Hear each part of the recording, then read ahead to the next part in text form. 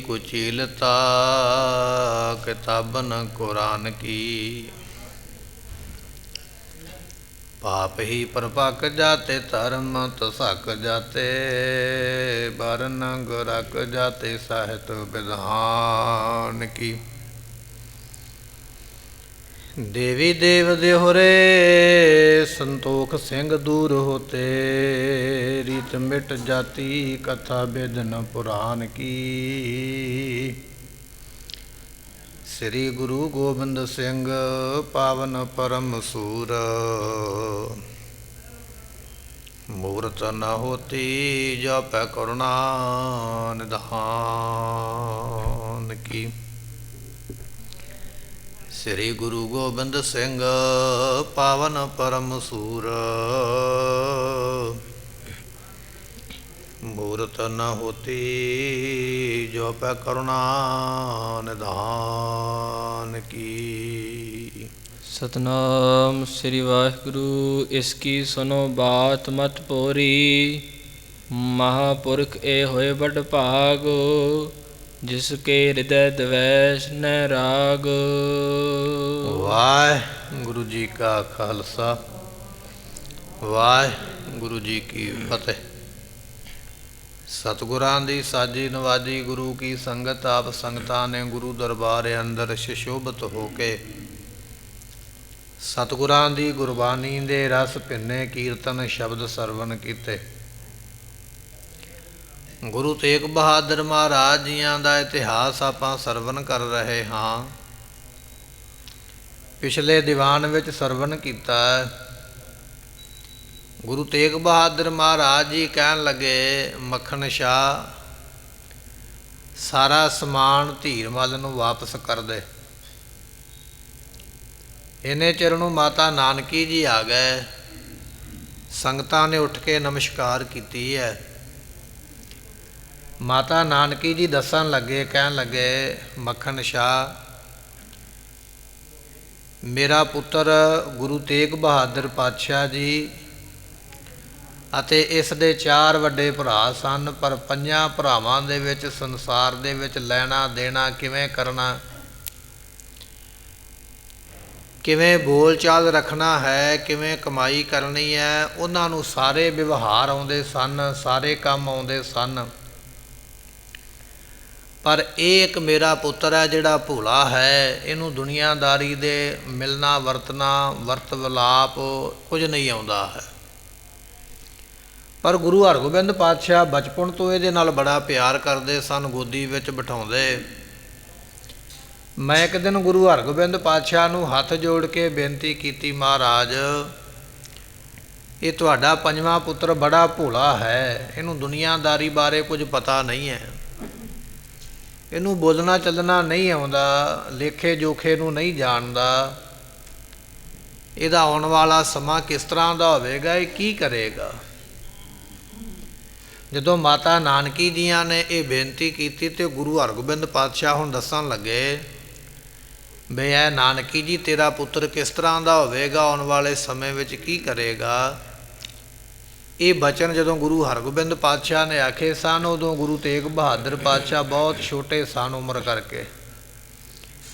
ਇਹ ਮਾਤਾ ਜੀ ਸੰਗਤ ਨੂੰ ਬਚਨ ਸੁਣਾ ਰਹੇ ਨੇ। ਕਿਹੜੇ ਕਿਹੜੇ ਬਚਨ ਕੀਤੇ ਗੁਰੂ ਪਾਤਸ਼ਾਹ ਨੇ, ਉਹ ਆਪਾਂ ਹੁਣ ਸਰਵਣ ਕਰਾਂਗੇ। ਮਿਲ ਕੇ ਆਖੀਏ ਸਤਨਾਮ ਸ੍ਰੀ ਵਾਹਿਗੁਰੂ ਸਾਹਿਬ ਜੀ। ਕਹਿਤ ਭਏ ਪਿਖ ਮੁਝ ਕਰ ਜੋਰੀ। ਜਦੋਂ ਮੈਂ ਹੱਥ ਜੋੜ ਕੇ ਬੇਨਤੀ ਕੀਤੀ, ਮਾਤਾ ਨਾਨਕੀ ਜੀ ਕਹਿੰਦੇ ਮੈਂ ਸਤਿਗੁਰਾਂ ਦੇ ਸਨਮੁਖ ਹੱਥ ਜੋੜ ਕੇ ਬੈਠ ਗਈ। ਪਤੀ ਸਤਿਗੁਰੂ ਕਿਰਪਾ ਕਰੋ, 5ਵਾਂ ਪੁੱਤਰ ਬੜਾ ਭੋਲਾ ਹੈ, ਦੁਨੀਆਦਾਰੀ ਬਾਰੇ ਨਹੀਂ ਜਾਣਦਾ। ਸਤਿਗੁਰਾਂ ਨੇ ਦੂਜਿਆਂ ਦੇ ਵੱਲੋਂ ਸੰਗਤਾਂ ਦੇ ਵੱਲੋਂ ਧਿਆਨ ਹਟਾ ਕੇ ਮੇਰੇ ਵੱਲ ਵੇਖਿਆ।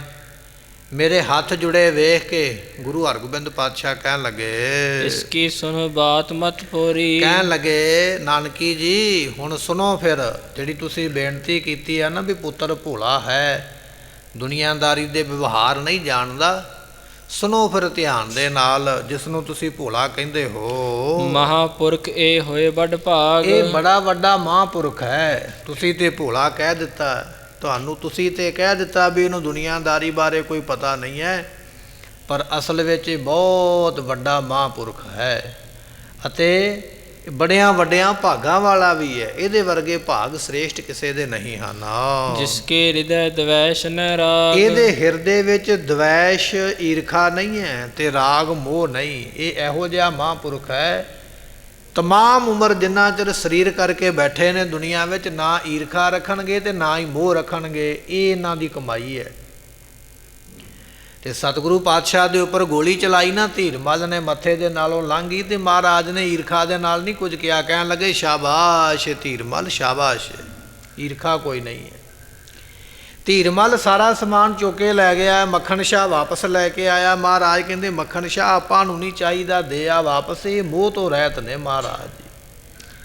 ਪਰ ਇਹ ਤੇ ਅੱਜ ਸਾਖੀ ਪ੍ਰਗਟ ਹੋਈ ਹੈ ਨਾ। ਮਾਤਾ ਨਾਨਕੀ ਕਹਿੰਦੀ ਇਹ ਤੇ ਗੱਲ ਅੱਜ ਪਤਾ ਲੱਗੀ ਹੈ, ਪਰ ਗੁਰੂ ਹਰਗੋਬਿੰਦ ਪਾਤਸ਼ਾਹ ਨੇ ਬਚਪਨ ਵਿੱਚ ਹੀ ਕਹਿ ਦਿੱਤਾ ਸੀ ਇਹੋ ਜਿਹਾ ਮਹਾਂਪੁਰਖ ਹੋਵੇਗਾ, ਇਹਦੇ ਮਨ ਵਿੱਚ ਨਾ ਈਰਖਾ ਹੈ ਕਿਸੇ ਦੇ ਪ੍ਰਤੀ ਤੇ ਨਾ ਕਿਸੇ ਪ੍ਰਤੀ ਕੋ ਮੋਹ ਹੈ। ਇਸਕੇ ਸੁਤ ਪੁਰਸ਼ੋਤਮ ਹੋਏ। ਇਹਦਾ ਅੱਗੇ ਪੁੱਤਰ ਵੀ ਹੋਵੇਗਾ। ਇਹ ਮਾਤਾ ਜੀਆਂ ਨੂੰ ਭਵਿੱਖਤ ਬਚਨ ਕੀਤੇ ਸਨ ਗੁਰੂ ਹਰਗੋਬਿੰਦ ਪਾਤਸ਼ਾਹ ਨੇ ਵੀ ਇਹਦਾ ਅੱਗੇ ਜਿਹੜਾ ਪੁੱਤਰ ਹੋਵੇਗਾ ਨਾ ਗੁਰੂ ਤੇਗ ਬਹਾਦਰ ਪਾਤਸ਼ਾਹ ਦਾ, ਉਹ ਬਹੁਤ ਵੱਡੇ ਪੁਰਸ਼ ਹੋਣਗੇ, ਬੜੇ ਮਹਾਂਪੁਰਖ ਨਹੀਂ ਵਾਲੇ ਹਨ। ਜਿਸਕੀ ਸਮਤਾ ਕਰੇ ਨਾ ਕੋਈ। ਉਹਦੀ ਬਰਾਬਰੀ ਕੋਈ ਨਹੀਂ ਕਰੇਗਾ। 10 ਗੁਰੂ ਸਾਹਿਬਾਨ ਨੇ, ਬੜੇ ਬੜੇ ਮਹਾਤਮਾ ਨੇ ਦੁਨੀਆ ਦੇ ਵਿੱਚ, ਬੜੇ ਬੜੇ ਵੀਰ ਨੇ, ਸਿੱਧ ਨੇ, ਰਿਖੀ ਮੁਨੀ ਸਾਧੂ ਸੰਤ ਤੇ ਬੜੇ ਨੇ, ਪਰ ਇਹਨਾਂ ਦਾ ਜਿਹੜਾ ਪੁੱਤਰ ਹੋਵੇਗਾ ਉਹਦੇ ਵਰਗਾ ਦੂਜਾ ਦੁਨੀਆ ਵਿੱਚ ਪੈਦਾ ਨਹੀਂ ਕੀਤਾ ਪਰਮੇਸ਼ਰ ਨੇ, ਤੇ ਨਾ ਹੀ ਅੱਗੇ ਹੋਵੇਗਾ। ਉਹਦੀ ਬਰਾਬਰੀ ਕੋਈ ਨਹੀਂ ਕਰ ਸਕੇਗਾ। ਇਹੋ ਹੀ ਬਚਨ ਮਾਤਾ ਨਾਨਕੀ ਜੀਆਂ ਨੇ ਗੁਰੂ ਹਰਗੋਬਿੰਦ ਪਾਤਸ਼ਾਹ ਜੀਆਂ ਦੇ ਗੁਰੂ ਤੇਗ ਬਹਾਦਰ ਪਾਤਸ਼ਾਹ ਨੂੰ ਵੀ ਆਖੇ ਸਨ। ਜਦੋਂ ਮਹਾਰਾਜ ਯਾਤਰਾ 'ਤੇ ਨਿਕਲੇ ਨਾ, ਤੀਰਥਾਂ ਦੀ ਯਾਤਰਾ 'ਤੇ, ਉਦੋਂ ਮਾਤਾ ਜੀ ਨੇ ਆਖਿਆ ਸੀ ਪੁੱਤਰ ਜੀ ਤੁਹਾਡੇ ਪਿਤਾ ਦੇ ਬਚਨ ਸਨ ਕਿ ਮੈਂ ਪੋਤਰੇ ਦਾ ਮੂੰਹ ਵੇਖਾਂਗੀ, ਪਰ ਹਾਲੇ ਤੱਕ ਮੈਨੂੰ ਦਰਸ਼ਨ ਨਹੀਂ ਹੋਏ, ਕਿਰਪਾ ਕਰੋ ਪੋਤਰੇ ਦੀ ਦਾਤ ਬਖਸ਼ੋ। ਤੇ ਫਿਰ ਗੁਰੂ ਗੋਬਿੰਦ ਸਿੰਘ ਪਾਤਸ਼ਾਹ ਜੀਆਂ ਦਾ ਅਵਤਾਰ ਹੋਇਆ। ਪਰ ਇਹ ਬਚਨ ਗੁਰੂ ਹਰਗੋਬਿੰਦ ਪਾਤਸ਼ਾਹ ਦੇ ਨੇ ਮਾਤਾ ਨਾਨਕੀ ਜੀਆਂ ਨੂੰ ਵੀ ਤੁਹਾਡਾ ਪੁੱਤਰ ਮੋਹ ਤੇ ਈਰਖਾ ਤੋਂ ਰਹਿਤ ਹੈ, ਬੜਾ ਵੱਡਾ ਕਰਨੀ ਵਾਲਾ, ਪਰ ਤੁਹਾਡੇ ਪੁੱਤਰ ਦੇ ਘਰ ਵਿੱਚ ਜਿਹੜਾ ਪੁੱਤਰ ਹੋਵੇਗਾ ਨਾ, ਉਹਦੀ ਬਰਾਬਰੀ ਵੀ ਸੰਸਾਰ ਵਿੱਚ ਕੋਈ ਕਰਨ ਵਾਲਾ ਨਹੀਂ ਹੈ। ਜਗਤ ਵਿਖੇ ਬੜ ਵਧੈ ਪ੍ਰਤਾਪ। ਸੰਸਾਰ ਦੇ ਵਿੱਚ ਤੁਹਾਡੇ ਪੋਤਰੇ ਦਾ ਇੰਨਾ ਵੱਡਾ ਪ੍ਰਤਾਪ ਹੋਵੇਗਾ ਵੀ ਦੁਨੀਆ ਵਿੱਚ ਉਹਦੇ ਨਾਲ ਦਾ ਪ੍ਰਤਾਪ ਕਿਸੇ ਦਾ ਨਹੀਂ ਹੈ। ਕਰਤਾ ਦੁਸ਼ਟ ਮਲੇਸ਼ਨ ਖਾ। ਤੇ ਤੁਹਾਡਾ ਜਿਹੜਾ ਪੋਤਰਾ ਹੋਵੇਗਾ ਬੀਬੀ ਨਾਨਕੀ ਜੀ, ਉਹ ਦੁਸ਼ਟਾਂ ਨੂੰ ਨਾਸ ਕਰੇਗਾ, ਮਲੇਸ਼ਾਂ ਨੂੰ ਨਾਸ ਕਰੇਗਾ। ਮਲੇਸ਼ ਤੋਂ ਭਾਵ ਹੁੰਦਾ ਹੈ ਮੈਲ ਖਾਣ ਵਾਲਾ, ਮੈਲੀ ਬੁੱਧੀ ਰੱਖਣ ਵਾਲਾ, ਮੈਲੇ ਵਿਚਾਰ ਰੱਖਣ ਵਾਲਾ, ਇਸ ਤਰ੍ਹਾਂ ਦੇ ਲੋਕਾਂ ਦਾ ਉਹ ਨਾਸ ਕਰੇਗਾ। ਸ੍ਰੀ ਗੁਰੂ ਨਾਨਕ ਕੋ ਜਸ ਚੰਦ। ਗੁਰੂ ਨਾਨਕ ਦੇਵ ਪਾਤਸ਼ਾਹ ਜੀਆਂ ਦਾ ਜਿਹੜਾ ਜਸ ਹੈ ਚੰਦਰਮਾ ਵਰਗਾ ਹੈ। ਚਾਂਦਨਾ ਸਮਝ ਲਾਏ ਬਿਲੰਦ। ਤੇ ਕਹਿਣ ਲੱਗੇ ਦੁਨੀਆ ਦਾ ਚੰਦਰਮਾ, ਦੁਨੀਆ ਦੇ ਚੰਦਰਮੇ ਦੀ ਚਾਂਦਨੀ ਜਿਹੜੀ ਹੈ ਨਾ, ਗੁਰੂ ਨਾਨਕ ਪਾਤਸ਼ਾਹ ਮਹਾਰਾਜ ਜੀਆਂ ਦੀ ਜਿਹੜੀ ਸਿਫਤ ਦੀ ਚਾਂਦਨੀ ਹੈ, ਉਹਦੇ ਬਰਾਬਰ ਕੁਝ ਨਹੀਂ ਹੈ। ਐਸੀ ਮਹਾਰਾਜ ਦੀ ਸਿਫਤ ਰੂਪੀ ਚਾਂਦਨੀ ਹੈ। ਰੱਛਾ ਕਰੇ ਧਰਮ ਕੀ ਧਰਨੀ। ਤੇ ਉਹ ਰੱਛਿਆ ਕਰੇਗਾ ਧਰਮ ਦੀ ਔਰ ਧਰਤੀ ਦੀ। ਜਿਹੜਾ ਤੁਹਾਡਾ ਪੋਤਰਾ ਹੋਵੇਗਾ ਉਹ ਧਰਮ ਦੀ ਰੱਖਿਆ ਕਰੇਗਾ ਤੇ ਧਰਤੀ ਦੀ ਰੱਖਿਆ ਕਰੇਗਾ। ਸੋ ਸੰਤ ਉਬਾਰਨ ਦੁਸ਼ਟ ਸਭਨ ਕੋ ਮੂਲ ਉਪਾਰਨ, ਇਹ ਬਚਨ ਵੀ ਨੇ। ਦੁਸ਼ਟਾਂ ਦਾ ਨਾਸ ਕਰੇਗਾ, ਸੰਤਾਂ ਦੀ ਰੱਖਿਆ ਹੋਏਗੀ। ਧਰਨੀ ਕੀਰਤ ਕਰਹਿ ਕਰਨੀ। ਤੇ ਕਹਿਣ ਲੱਗੇ ਧਰਤੀ ਉੱਤੇ ਉਹਨਾਂ ਦੀ ਕਰਨੀ ਦੀ ਕੀਰਤੀ ਹਮੇਸ਼ਾ ਰਹੇਗੀ। ਜਿੰਨਾ ਚਿਰ ਇਹ ਧਰਤੀ ਰਹੇਗੀ ਨਾ ਜਿਹਦੇ ਤੇ ਬੈਠੇ ਆ, ਉਹਨਾਂ ਚਿਰ ਜਸ ਰਹੇਗਾ। ਧੰਨ ਗੁਰੂ ਗੋਬਿੰਦ ਸਿੰਘ ਮਹਾਰਾਜ ਸਾਹਿਬ ਜੀਆਂ ਦਾ ਅੱਜ ਉਸੇ ਗੁਰੂ ਦੀ ਸਿਫਤ ਜਿਹੜੀ ਹੈ ਉਹ ਸਾਰੀ ਲੋਕਾਈ ਕਰਦੀ ਹੈ। ਅਵਨੀ ਅਖਿਲ ਆਪ ਨਿੰਦ ਅੰਬਰ। ਤੇ ਕਹਿਣ ਲੱਗੇ ਜਿੰਨੀ ਧਰਤੀ ਹੈ ਆਪ ਨਿਧ ਅੰਬਰ। ਸੋ ਸਤਿਗੁਰੂ ਪਾਤਸ਼ਾਹ, ਗੁਰੂ ਪਾਤਸ਼ਾਹ ਦੀ ਕੀਰਤੀ ਫੈਲ ਜਾਵੇਗੀ। ਜਿਵੇਂ ਸਾਰੀ ਧਰਤੀ ਦੇ ਉੱਪਰ ਜਾਂ ਸਮੁੰਦਰਾਂ ਦੇ ਉੱਪਰ ਆਕਾਸ਼ ਫੈਲਿਆ ਹੋਇਆ, ਧਰਤੀ ਦੇ ਉੱਪਰ ਆਕਾਸ਼ ਹੈ। ਸਮੁੰਦਰ ਵਿੱਚ ਚਲੇ ਜਾਓ, ਸਮੁੰਦਰ ਦੇ ਉੱਪਰ ਵੀ ਆਕਾਸ਼ ਹੈ। ਕਵੀ ਜੀ ਕਹਿ ਰਹੇ ਨੇ ਗੁਰੂ ਗੋਬਿੰਦ ਸਿੰਘ ਪਾਤਸ਼ਾਹ ਮਹਾਰਾਜ ਜੀਆਂ ਦਾ ਜਸ ਰੂਪੀ ਆਕਾਸ਼ ਸਾਰੇ ਥਾਵਾਂ 'ਤੇ ਹੀ ਹੋਵੇਗਾ। ਦੇਸ਼ ਚਲੇ ਜਾਓ, ਵਿਦੇਸ਼ ਚਲੇ ਜਾਓ, ਕੋਈ ਇਹੋ ਜਿਹੀ ਧਰਤੀ ਨਹੀਂ ਜਿੱਥੋਂ ਤੱਕ ਆਕਾਸ਼ ਫੈਲਿਆ ਹੋਇਆ, ਉੱਥੋਂ ਤੱਕ ਗੁਰੂ ਗੋਬਿੰਦ ਸਿੰਘ ਮਹਾਰਾਜ ਦੀ ਸਿਫਤ ਫੈਲੀ ਹੋਈ ਹੈ। ਅੰਬਰ ਲੱਗ ਜਸ ਕਥੈ ਸੁਰੰਬਰ। ਕਹਿਣ ਲੱਗੇ ਵੀ ਜਿੱਥੋਂ ਤੱਕ ਇਹ ਸਮੁੰਦਰ ਨੇ, ਜਿੱਥੋਂ ਤੱਕ ਆਕਾਸ਼ ਹੈ, ਭਾਵ ਕਿ ਸਵਰਗਾਂ ਦੇ ਦੇਵਤੇ ਜਿਹੜੇ ਨੇ ਨਾ, ਉਹ ਵੀ ਗੁਰੂ ਗੋਬਿੰਦ ਸਿੰਘ ਮਹਾਰਾਜ ਦਾ ਜਸ ਕਰਨਗੇ। ਵਡਿਆਈ ਕਰਨਗੇ। ਇਸ ਤਰ੍ਹਾਂ ਦਾ ਪੋਤਰਾ ਤੁਹਾਡੇ ਘਰ ਵਿੱਚ ਹੋਣ ਵਾਲਾ ਹੈ। ਸ੍ਰੀ ਗੁਰੂ ਨਾਨਕ ਨਾਮ ਉਦਾਰਾ, ਗੁਰੂ ਨਾਨਕ ਸਾਹਿਬ ਮਹਾਰਾਜ ਜੀਆਂ ਦਾ ਜਿਹੜਾ ਸ੍ਰੇਸ਼ਟ ਨਾਮ ਹੈ, ਉਜਲ ਕਰੈ ਜਗਤ ਵਿਸਥਾਰਾ, ਤੇ ਉਹ ਸੰਸਾਰ ਵਿੱਚ ਉਜਲਾ ਹੋਰ ਕਰੇਗਾ, ਹੋਰ ਉਹਦਾ ਵਿਸਥਾਰ ਕਰੇਗਾ। ਜਿਹੜਾ ਸਿੱਖੀ ਦਾ ਬੂਟਾ ਗੁਰੂ ਨਾਨਕ ਸਾਹਿਬ ਨੇ ਲਾਇਆ, ਧਰਤੀ ਤੇ ਵਿਚਰ ਕੇ ਪ੍ਰਕਰਮਾ ਕਰਕੇ ਥਾਵਾਂ ਥਾਵਾਂ ਤੇ ਗੁਰੂ ਨਾਨਕ ਸਾਹਿਬ ਨੇ ਸਿੱਖੀ ਨੂੰ ਫੈਲਾਇਆ ਹੈ, ਉਹ ਸਿੱਖੀ ਦੇ ਬੂਟੇ ਦਾ ਵਿਸਥਾਰ ਕਰਨਗੇ 10ਵੇਂ ਰੂਪ ਦੇ ਵਿੱਚ ਆ ਕੇ। ਇਸ ਤਰ੍ਹਾਂ ਦੀਆਂ ਦਾਤਾਂ ਉਹਨਾਂ ਨੇ ਬਖਸ਼ਿਸ਼ ਕਰਨੀਆਂ ਹਨ। ਜਾਂ ਤੇ ਇਨਕੋ ਆਦਰ ਘਨੋ, ਇਸ ਕਰਕੇ ਮਾਤਾ ਨਾਨਕੀ ਜੀ ਨੇ ਪੁੱਛਿਆ ਸੀ ਨਾ ਵੀ ਮਹਾਰਾਜ ਪੁੱਤਰ ਤੇ ਤੁਹਾਡੇ 4 ਹੋਰ ਨੇ, ਪਰ ਤੁਸੀਂ ਇਹ 5ਵੇਂ ਪੁੱਤਰ ਦਾ ਸਤਿਕਾਰ ਬੜਾ ਕਰਦੇ ਹੋ, ਮਾਣ ਬੜਾ ਕਰਦੇ ਹੋ, ਇੱਜ਼ਤ ਬੜੀ ਬਖਸ਼ਦੇ ਹੋ, ਪਿਆਰ ਬੜਾ ਕਰਦੇ ਹੋ, ਕਾਰਨ ਕੀ ਹੈ? ਤੇ ਗੁਰੂ ਗੋਬਿੰਦ ਸਿੰਘ ਪਾਤਸ਼ਾਹ ਦੇ ਉਹ ਜਿਹੜੇ ਬਚਨ ਸਨ ਮਾਤਾ ਨਾਨਕੀ ਜੀ ਦੇ ਸੁਣ ਕੇ ਗੁਰੂ ਹਰਗੋਬਿੰਦ ਪਾਤਸ਼ਾਹ ਕਹਿਣ ਲੱਗੇ ਅਸੀਂ ਤਾਂ ਆਦਰ ਕਰਦੇ ਹਾਂ, ਇਹਨਾਂ ਨੇ ਵੀ ਧਰਮ ਦੀ ਰੱਖਿਆ ਕਰਨੀ ਹੈ। ਔਰ ਇਹਨਾਂ ਦੇ ਪੁੱਤਰ ਨੇ ਕਹਿਣ ਲੱਗੇ ਵੀ ਗੁਰੂ ਨਾਨਕ ਸਾਹਿਬ ਦੀ ਸਿੱਖੀ ਨੂੰ ਹੋਰ 4 ਚੰਨ ਲਾਉਣੇ ਨੇ, ਇਸ ਕਰਕੇ ਅਸੀਂ ਇਹਨਾਂ ਦਾ ਤਹਿ ਦਿਲੋਂ ਜਿਹੜਾ ਹੈ ਬਹੁਤ ਜ਼ਿਆਦਾ ਸਤਿਕਾਰ ਕਰਦੇ ਹਾਂ। ਕਰਤ ਸਭਨ ਤੇ ਕੀਰਤ ਸਨੋ, ਕਿਉਂਕਿ ਇਹਨਾਂ ਦੀ ਕੀਰਤੀ ਜਿਹੜੀ ਹੈ ਨਾ ਇਹਦੇ ਮੁਕਾਬਲੇ ਕੋਈ ਨਹੀਂ ਹੈ, ਇਹਨਾਂ ਦੀ ਸਿਫਤ ਕੋਈ ਦੂਜੇ ਦੇ ਮੁਕਾਬਲੇ ਹੋ ਨਹੀਂ ਸਕਦੀ ਹੈ। ਇਹ ਐਸੀ ਸਿਫਤ ਦੇ ਮਾਲਕ ਹੋਣਗੇ। ਧੰਨ ਗੁਰੂ ਹਰਗੋਬਿੰਦ ਪਾਤਸ਼ਾਹ ਜੀ ਆਪਣੇ ਵੱਡੇ ਪੁੱਤਰ ਨੂੰ ਬਾਬਾ ਗੁਰਦਿੱਤਾ ਜੀ ਕਹਿ ਕੇ ਬੁਲਾਉਂਦੇ ਸਨ। ਇੱਕ ਵੇਲੇ ਕਿਸੇ ਸਿੱਖ ਨੇ ਕਹਿ ਹੀ ਦਿੱਤਾ ਮਹਾਰਾਜ ਇਹ ਤੁਹਾਡਾ ਪੁੱਤਰ ਹੈ, ਤੁਸੀਂ ਕਦੇ ਪੁੱਤਰ ਗੁਰਦਿੱਤਾ ਨਹੀਂ ਕਿਹਾ, ਹਰ ਵੇਲੇ ਬਾਬਾ ਗੁਰਦਿੱਤਾ ਕਹਿ ਕੇ ਇਹਨਾਂ ਨੂੰ ਬੁਲਾਉਂਦੇ ਹੋ। ਤੇ ਉਸ ਵੇਲੇ ਗੁਰੂ ਹਰਗੋਬਿੰਦ ਪਾਤਸ਼ਾਹ ਨੇ ਆਖਿਆ ਸੀ ਬਾਬਾ ਨਾਮ ਵੱਡੇ ਦਾ ਹੈ, ਅਸੀਂ ਇਹਨਾਂ ਨੂੰ ਬਾਬਾ ਗੁਰਦਿੱਤਾ ਤਾਂ ਕਹਿੰਦੇ ਹਾਂ, ਇਹ ਗੁਰੂ ਪਿਤਾ ਹੋਣੇ ਨੇ ਆਉਣ ਵਾਲੇ ਸਮੇਂ ਵਿੱਚ, ਅਸੀਂ ਇਹਨਾਂ ਨੂੰ ਸਤਿਕਾਰ ਦਿੰਦੇ ਹਾਂ ਗੁਰੂ ਪਿਤਾ ਹੋਣ ਕਰਕੇ। ਔਰ ਗੁਰੂ ਹਰ ਰਾਏ ਸਾਹਿਬ ਜੀਆਂ ਦੇ ਪਿਤਾ ਬਣੇ ਬਾਬਾ ਗੁਰਦਿੱਤਾ ਸਾਹਿਬ ਜੀ, ਉਹ ਮਹਾਰਾਜ ਦੇ ਬਚਨ ਸਨ। ਇੱਥੇ ਵੀ ਮਹਾਰਾਜ ਕਹਿ ਰਹੇ ਨੇ, ਕਹਿੰਦੇ ਨਾਨਕੀ ਜੀ ਤੁਸੀਂ ਪੁੱਛਿਆ ਹੈ ਨਾ ਵੀ ਅਸੀਂ ਗੁਰੂ ਤੇਗ ਬਹਾਦਰ ਦਾ ਸਤਿਕਾਰ ਕਿਉਂ ਕਰਦੇ ਹਾਂ, ਕਿਉਂ ਇੰਨੀ ਇਹਨਾਂ ਨੂੰ ਇੱਜ਼ਤ ਬਖਸ਼ਿਸ਼ ਕਰਦੇ ਹਾਂ? ਉਹਦਾ ਕਾਰਨ ਇਹ ਹੈ ਇਹਨਾਂ ਨੇ ਆਪ ਵੀ ਧਰਮ ਦੀ ਰੱਖਿਆ ਕਰਨੀ ਹੈ ਔਰ ਇਹਨਾਂ ਦੇ ਪੁੱਤਰ ਨੇ ਸੰਸਾਰ ਵਿੱਚ ਸਿੱਖੀ ਦਾ ਜਸ ਫੈਲਾਉਣਾ ਹੈ, ਇਸ ਕਰਕੇ ਅਤਿਅੰਤ ਸਤਿਕਾਰਯੋਗ ਹਨ। ਇਸਕੇ ਪਿਤਾ ਸਾਚੋ ਬਾਚੀ, ਸੋ ਕਹਿਣ ਲੱਗੇ ਮਾਤਾ ਨਾਨਕੀ ਜੀ ਕਹਿੰਦੇ ਵੀ ਇਹ ਗੱਲਾਂ ਜਿਹੜੀਆਂ ਸਨ ਇਹਨਾਂ ਦੇ ਪਿਤਾ ਨੇ ਅੱਜ ਤੋਂ 30-35 ਸਾਲ ਪਹਿਲਾਂ ਕਹੀਆਂ ਸਨ, ਤੇ ਮੈਨੂੰ ਅੱਜ ਉਹ ਗੱਲਾਂ ਉਹਨਾਂ ਦੀਆਂ ਸੱਚੀਆਂ ਦਿਸਦੀਆਂ ਹੁੰਦੀਆਂ ਪਈਆਂ ਵੀ ਵਾਕਿਆ ਜੋ ਉਹਨਾਂ ਨੇ ਉਦੋਂ ਆਖਿਆ ਸੀਗਾ ਉਹ ਅੱਜ ਸਹੀ ਹੋ ਰਿਹਾ ਹੈ। ਕਰਵ ਪ੍ਰਤੀਸ਼ਨ ਰੁਚ ਮੈਂ ਰਾਚੀ, ਤੇ ਉਸ ਵੇਲੇ ਕਹਿਣ ਲੱਗੇ ਵੀ ਕਰਵ ਪ੍ਰਤੀਸ਼ਨ, ਮੈਂ ਤੇ ਉਡੀਕਦੀ ਪਈ ਸੀ ਵੀ ਕਦੋਂ ਸਮਾਂ ਆਵੇ, ਕਦੋਂ ਸਮਾਂ ਆਵੇ। ਉਡੀਕਦਿਆਂ ਉਡੀਕਦਿਆਂ ਅੱਜ ਸਮਾਂ ਆਇਆ ਹੈ। ਮੈਂ ਬੈ ਤੇ ਬਿਰਦਾ ਭਈ, ਹੁਣ ਮੇਰਾ ਸਰੀਰ ਤੇ ਬੁੱਢਾ ਹੋ ਗਿਆ, ਮੈਂ ਤੇ ਬਜ਼ੁਰਗ ਹੋ ਗਈ ਹਾਂ। ਇਹ ਬਚਨ ਅੱਜ ਤੋਂ 35 ਸਾਲ 40 ਸਾਲ ਪਹਿਲਾਂ ਗੁਰੂ ਹਰਗੋਬਿੰਦ ਪਾਤਸ਼ਾਹ ਨੇ ਆਖੇ ਸਨ, ਤੇ ਅੱਜ ਮੈਂ ਵੀ ਸਰੀਰ ਕਰਕੇ ਬਜ਼ੁਰਗ ਹੋ ਗਈ ਹਾਂ, ਭਾਵ ਕੇ ਬੁੱਢੇ ਹੋ ਗਏ ਹਾਂ। ਕਬ ਸੋ ਸਮਾਂ ਸੁਤ ਜਨਮਈ, ਤੇ ਮੈਂ ਉਹ ਸਮਾਂ ਤੇ ਬੜਾ ਲੰਮਾ ਸਮਾਂ ਲੰਘ ਗਿਆ, ਪੁੱਤਰ ਘਰੇ ਪੈਦਾ ਹੋਇਆ, ਪਰ ਮੈਂ ਸੋਚਦੀ ਸੀ ਵੀ ਉਹ ਬਚਨ ਕਦੋਂ ਪੂਰੇ ਹੋਣਗੇ। ਮੇਰਾ ਤੇ ਸਰੀਰ ਛੱਡਣ ਦਾ ਸਮਾਂ ਨੇੜੇ ਆਉਂਦਾ ਜਾਂਦਾ ਹੈ, ਪਰ ਮੇਰਾ ਪੁੱਤਰ ਤੇ ਗੁਰਤਾ ਗੱਦੀ ਤੇ ਬੈਠਾ ਨਹੀਂ। ਪਰ ਅੱਜ ਮੈਨੂੰ ਉਹਨਾਂ ਬਚਨਾਂ ਨੂੰ ਕਰਕੇ ਲੱਗਦਾ ਵੀ ਇਹ ਬਚਨ ਉਹਨਾਂ ਦੇ ਸੱਚੇ ਹੋਏ ਨੇ। ਹੁਣ ਮੈਂ ਪੋਤਰੇ ਦੀ ਉਡੀਕ ਕਰਦੀ ਪਈ ਹਾਂ ਵੀ ਕਦੋਂ ਉਹਨਾਂ ਦੇ ਦਰਸ਼ਨ ਹੋਵਣ। ਤਿੰਨ ਕੋ ਬਾਕ ਹੋਏ ਸਦ ਸਾਚੇ, ਕਿਉਂਕਿ ਗੁਰੂ ਹਰਗੋਬਿੰਦ ਪਾਤਸ਼ਾਹ ਜੀਆਂ ਦੇ ਬਚਨ ਕਦੇ ਨਿਸਫਲ ਨਹੀਂ ਜਾ ਸਕਦੇ, ਕਦੇ ਖਾਲੀ ਨਹੀਂ ਜਾਂਦੇ ਹਨ।